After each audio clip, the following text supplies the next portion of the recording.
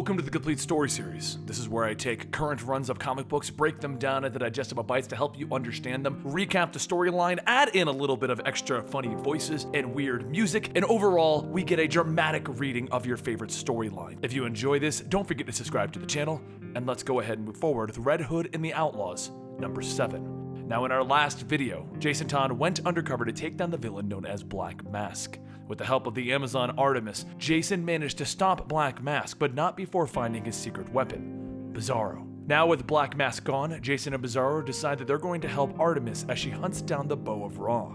There's a little problem. Bizarro's a little out of control.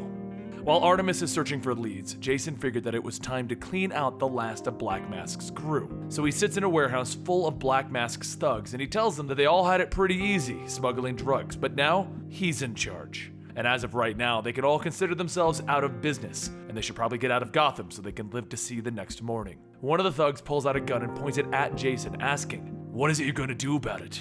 And Jason sits back telling him, "Not a damn thing. My friend though, that's a different story." The thug's arms all begin to freeze over, and Bizarro jumps in, smashing the ground, shouting, "Me am friend he referenced!"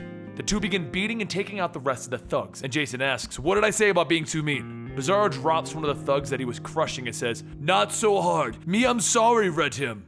But just as Jason finishes knocking out another thug, the wall bursts open and Jason is thrown across the room. Bizarro catches Jason, telling him, "Me am looking forward to crushing anyone who hurt Bizarro's only friend, besides Red her, and Pup Pup." Jason looks back to see Killer Croc, and he says that he's pretty sure that Killer Croc joined the Suicide Squad. So why is he here? Bizarro's eyes begin to glow, and then he fires an ice blast, freezing over Croc's head. Jason shouts for him not to do it, but Bizarro takes both of his hands, and he punches Croc's head off. As Croc's body falls, everyone sees the mechanical parts, and the last remaining thug says that he didn't know he was buying a synthetic Croc. As the two leave, Jason asks Bizarro if he knew it was a robot, and be honest about it.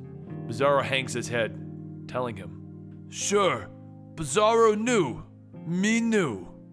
A short while later, at their hideout at Ma Gun's home for the criminally infirmed, Jason asks if he's crazy for feeling bad about yelling at Bizarro.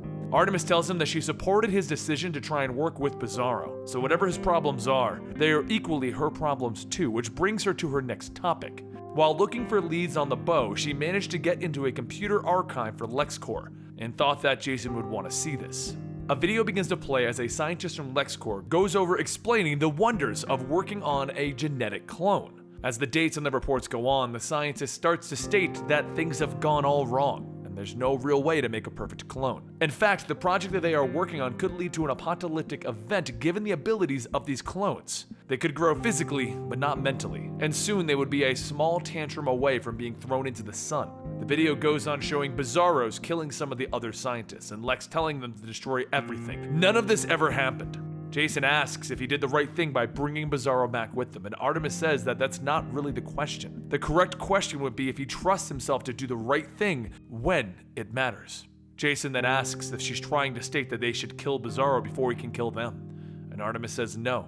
She does not believe that her life is any more important than any others. But there are a lot of innocent people who may not have the types of resources that they have. What do they owe them? A little while later, Jason takes Bizarro out to a lake, and he tells himself what he just took from Bruce was something that he had kept in case he had to kill his own friend. As the two lay down, they talk about the world and how pretty things could be. Jason goes on stating how being raised in Gotham, it could easily make you hate the world when the only thing that you knew was a small portion of it. Bizarro tells him, "Bizarro not hate world. Even when in glass room, me had memories, a better place. Man and woman sending me away from world on fire, another man and woman loving me." And as Bizarro talks, Jason loads a kryptonite bullet into his gun.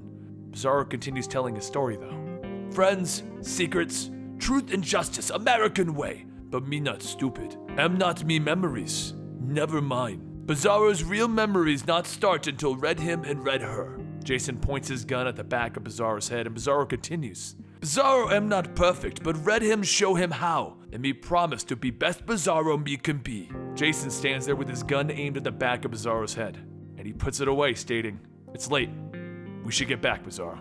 Bizarro asks him, "Could read him stay longer? Me like this place." And so, Jason sits with Bizarro as the two watch the sun set.